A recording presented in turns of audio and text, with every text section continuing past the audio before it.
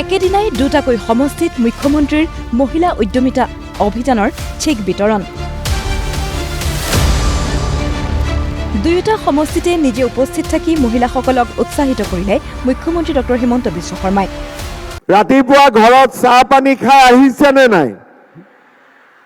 কোনেও খোৱা নাই। ঠিক আছে, যাওঁতে কিন্তু ভাত খাই যাব, গণেশ লিম্বুৱে ব্যৱস্থা কৰিছে। হ'ব, সকলোৱে ভাত পানী খাই যাব, হ'বনে? প্ৰথমে বৰচলা, তাৰপিছত চিপাঝাৰ। এতিয়া আপোনালোকৰ চিন্তাও মই কমাই দিছোঁ যে ঘৰত ইমান সমস্যা, কেনেকেনো আমি লাখপতি হ'ব পাৰিম। আপোনালোকৰ ঘৰৰ সমস্যাবিলাকো মই কমাই দিছোঁ। ইয়াত কোনে কোনে অৰুণোদয় পাইছে হাত ডাঙক, আৰু কোনে কোনে আৰু ডাঙৰকৈ হাত উঠালে অৰুণোদয় কাটা নাযায়। ফেব্ৰুৱাৰীৰ 10 তাৰিখৰ ভিতৰতে 126টা সমষ্টিত ধন বিতৰণৰ সামৰণি পৰিব। ইতিমধ্যে 8 লাখ মহিলা লাখপতি পাই হ'ল ঘোষণা মুখ্যমন্ত্ৰীৰ। 8 লাখ মহিলাই ইতিমধ্যে 1 লাখ টকাৰ ওপৰত ব্যৱসায় কৰে। তাৰ মানে 32 লাখ মহিলাৰ 8 লাখ মহিলা ইতিমধ্যে লাখপতি হৈছে। দাইল, চেনি, নিমখ দিছে চৰকাৰে। মুখ্যমন্ত্ৰীৰ অফাৰ, লাগে যদি কওক মিঠাতেলো দিম। চাউলৰ চিন্তা কৰিব নালাগে, দালিৰ চিন্তা কৰিব নালাগে, চেনিৰ চিন্তা কৰিব নালাগে, নিমখৰ চিন্তা কৰিব নালাগে। মিঠাতেল চিন্তা কৰিব লাগিব নেকি? 1 লিটাৰ ইয়াৰ লগত মিঠাতেলো লাগিব নেকি? কাক কাক লাগিব হাত ডাঙক। বঢ়িয়া। চিপাঝাৰৰ ৰাইজৰ দাবীত অহাবাৰ মিঠাতেলটো যোগ কৰি দিম, হ'ব? অৰুণোদয় পোৱা মহিলাসকললৈ বিহুৰ খৰচ চৰকাৰৰ। লগতে আহ্বান, কংগ্ৰেছীকো মিঠাই খুৱাব, ক'ব বিজেপি চৰকাৰৰ কথা। মোৰ মনত চিন্তা হ'ল, এই 10,000 টকাটো ক'বাত আকৌ বিহুত খৰচ হৈ যাব নেকি? সেইকাৰণে মই ভাবিলো যে বিহুৰ খৰচো এক্সট্ৰা দিম। এয়া মুখ্যমন্ত্ৰীয়ে হিতাধিকাৰীৰ সন্দৰ্ভত কোৱা কথা। সভাৰ শেষত সাংবাদিকৰ আগত বহু বিষয়ত কথা ক'লে মুখ্যমন্ত্ৰীয়ে।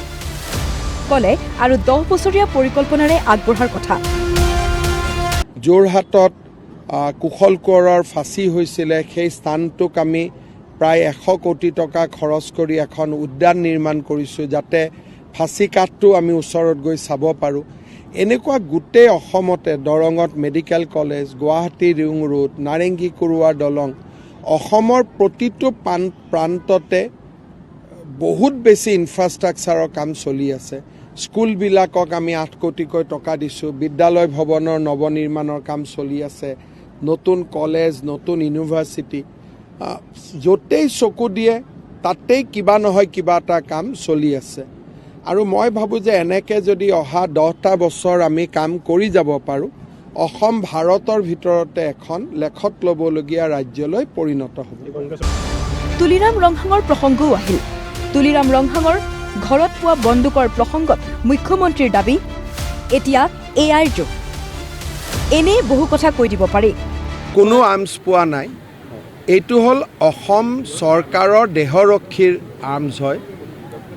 এই ধৰণৰ অপবাদ আৰু অপব্যাখ্যা কৰাটো অনুচিত, আৰু কোনো ৰাজনীতি কৰা মানুহে এনেকুৱা ধৰণৰ কথা ক'ব নাপায়, যিটোত কোনো তথ্য নাই, য'ত কোনো প্ৰমাণ নাই। এনেই কথাটো উলিয়াই দিলে। কালি ময়ো ক'ব পাৰোঁ যে জন সিংটি কাঠাৰৰ ঘৰত 100 কোটি টকা বৰামদ হৈছে বুলি, আমি উলিয়াই দিব পাৰোঁ। আজিকালি AI 2টা ভিডিঅ' বনাই উলিয়াই দিলেই হ'ল। গতিকে ভদ্ৰ মানুহে ভদ্ৰতাৰ সীমাৰেখাৰ ভিতৰত থাকি কথা ক'ব লাগে। বনভূমিত জনজাতীয় লোকৰ অধিকাৰ আছে। বৰ্তমান আমি এটা নিৰ্দিষ্ট আঁচনিৰে আগবাঢ়ি গৈছোঁ। জনজাতীয় লোকসকলক আমি বনভূমিত অধিকাৰ প্ৰদান কৰিছোঁ। তেওঁলোকৰ উচ্ছেদৰ কথাটো অহা নাই। সোণাই ৰূপাই যিহেতু বড়ো সম্প্ৰদায়ৰ লোক আছে, তেওঁলোকক ফৰেষ্ট আইন অনুসৰি আমি তেওঁলোকক ভূমি পট্টা দিয়াৰ ব্যৱস্থা কৰিছোঁ। তেওঁলোকে ফৰেষ্ট আইন 2005 চনৰ ফৰেষ্ট আইন মতে জনজাতি লোকসকলে বনভূমিত পট্টা পাব পাৰে। চাহ শ্ৰমিকে কেতিয়া পাব? চাহ শ্ৰমিকৰ কাৰণে আমি ৰেডি কৰিয়ে লৈছোঁ। ফেব্ৰুৱাৰী মাহৰ আগতে কিছু সংখ্যককতো আমি দিয়ে দিম। বৰছলাত কেইবাটাও আঁচনিৰ আধাৰশিলা স্থাপন কৰে মুখ্যমন্ত্ৰীয়ে। ভিডিঅ' জাৰ্নেলিষ্ট বিনিময়ৰ সৈতে তেজপুৰৰ পৰা অৰ্ণৱ নাথ আৰু চিপাঝাৰৰ পৰা ভিডিঅ' জাৰ্নেলিষ্ট বাবুৰিয়ান আৰু আছলামৰ সৈতে মনোজালীৰ ৰিপৰ্ট প্ৰতিদিন টাইম।